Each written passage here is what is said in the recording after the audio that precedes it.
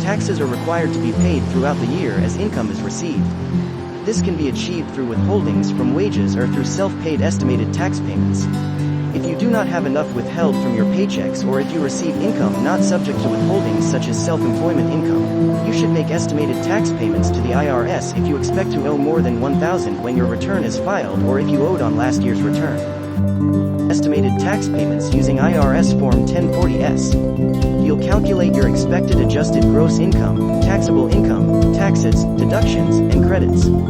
If your income and expenses in the current year are similar to last year, use those numbers as a starting point of the following year. The easiest way to remit your estimated tax payments is via the IRS Electronic Federal Tax Payment System, EFTPS.